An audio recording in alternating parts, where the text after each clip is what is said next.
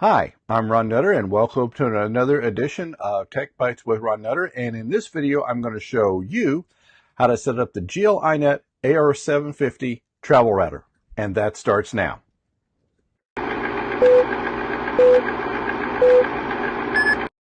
This is something that I had started just recently and was trying to find a travel router that was functional, but was running on mainstream or some sort of mainstream code. And some of the ones I found were running on either something they developed in-house, which no criticism, but in this day of people doing some of the things on the internet they probably shouldn't be with trying to get into other systems, I wanted something that was going to be a little more oomph to it. And the GL-INET AR750 seems to be, the pictures really don't do it justice. You've got one WAN port, two LAN ports. You've got a USB port on here that you can use for either tethering, cell modem. So there's a lot of connectivity options here. And the little mini USB port is the one where you get your power. You can even use it as a portable file share. There's a mini SD card slot right there. And you have a function switch here, which we'll explain that in another video, but it allows you to quick select a particular function that you may be using a lot of, like OpenVPN. And trust me, that one is interesting to set up and you'll really want to use it. Now, if things really get bad, you've got what I call the Hail Mary switch.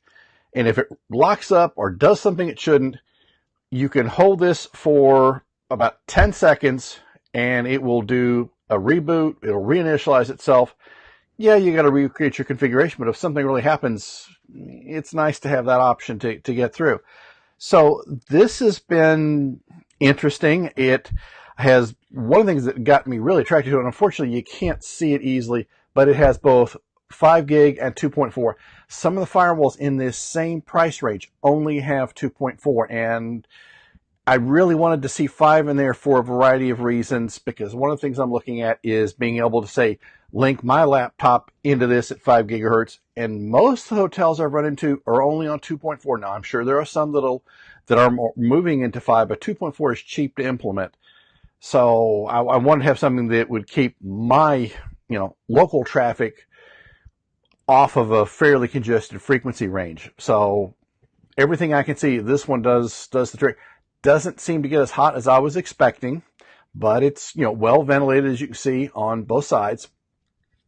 So let's go into kind of the basic setup and configuration process, because there's not a lot of manuals with this one, but on the other hand, you really shouldn't need that one. So let's shift over to the other camera. You'll want to get this booted up and connected for a couple of minutes before you try to do anything. Go to 192.168.8.1. You'll get this screen. You'll select your language. You don't necessarily have to select your time zone, but it's good for logging purposes. So if you do need to get some tech support on this, logging will be in your local time. You do need to set your own password on this one, and do remember it, because if you forget it, you got one option, and that's the Hail Mary button. So this is what you're going to see when you get in. Let's get up here so I can get a little bit out of the screen. The first thing to look at is the firmware version. Now, it's showing us 2.27. Mine actually shipped with 2.63, so you'll want to see about getting that upgraded. You can't force it to go out to the website unless you let it do it automatically. And I have mixed feelings. No disrespect to the GL-INET folks. Anytime a new version comes out, I want to see what they're going to do first for a few days.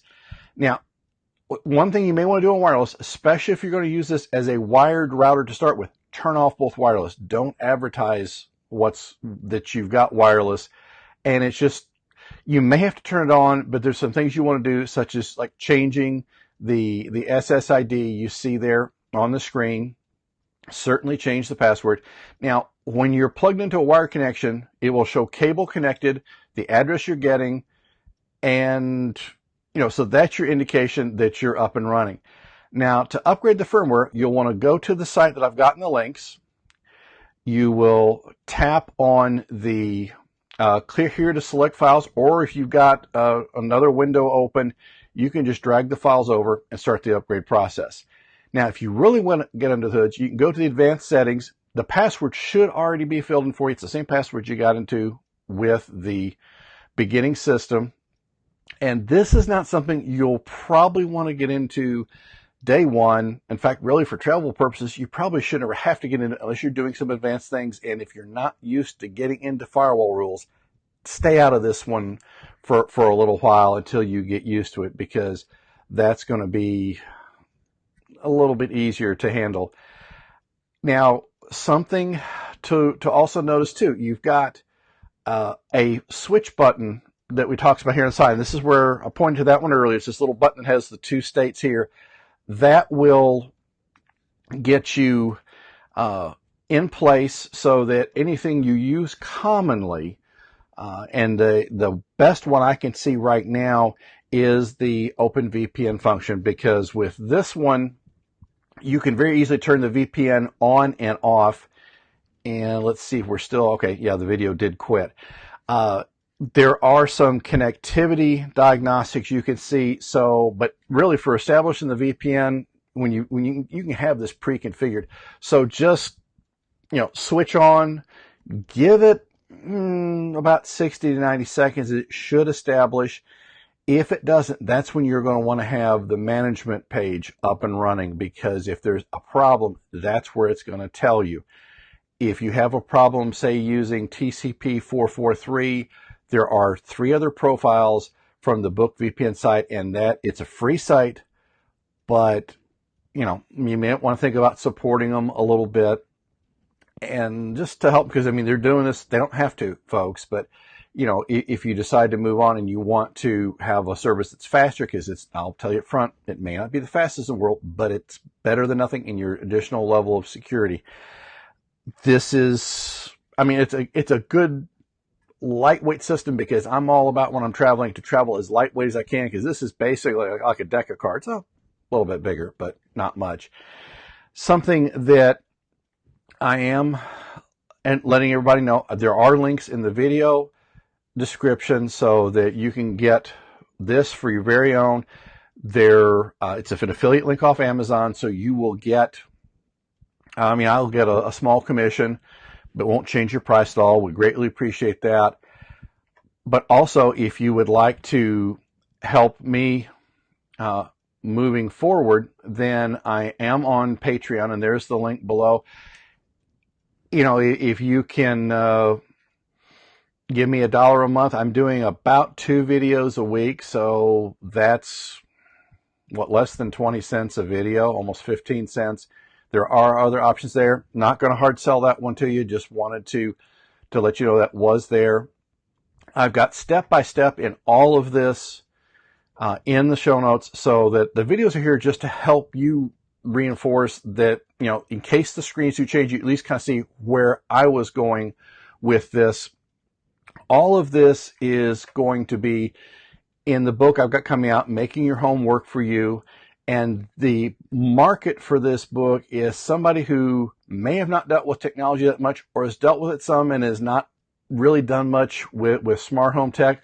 And we're kind of going into a little bit of another path at the same time, because let's face it, when you've got smart home tech at home, you want to maybe have a little bit with you. And we're going to go into setting up a streaming receiver. I've already got one specifically for that purpose.